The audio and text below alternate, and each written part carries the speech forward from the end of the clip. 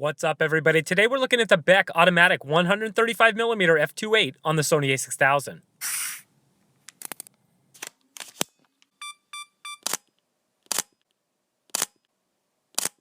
Okay, so here it is, the Beck 135 f2.8, and this was another thrift store find. This came in a Canon FD lot. I got this lens. There was a Canon 50-1.8, and there was also a 28mm and a Canon AE1 in there as well. And I paid $20 for the lot.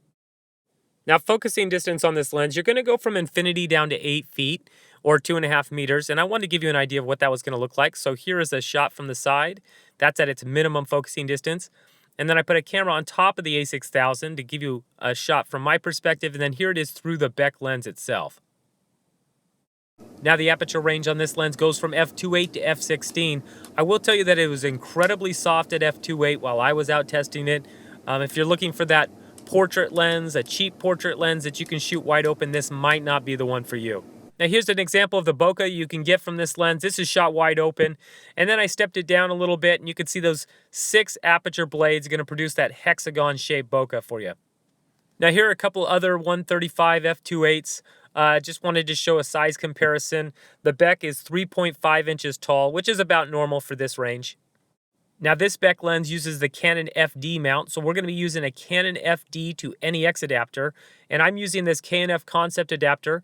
I get these off of Amazon for about $15. I'll go ahead and put the link in down below.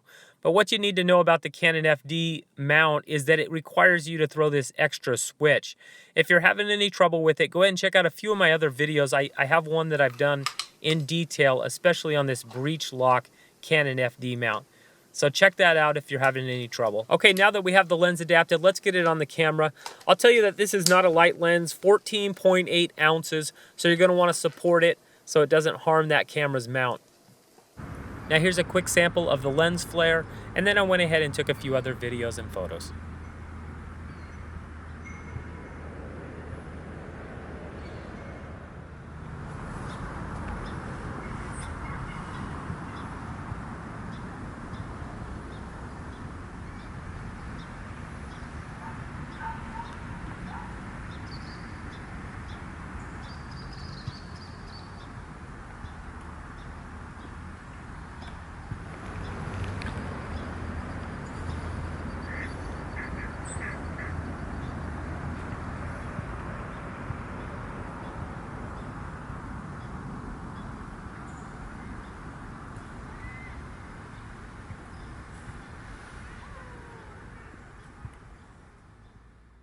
Now, I always like to leave you with a little beta fish bokeh. And if you guys like this video, go ahead and hit that like button. If you want to see more like it, go ahead and subscribe. And I always like hearing your comments. So leave a comment down below, and we'll see you next time.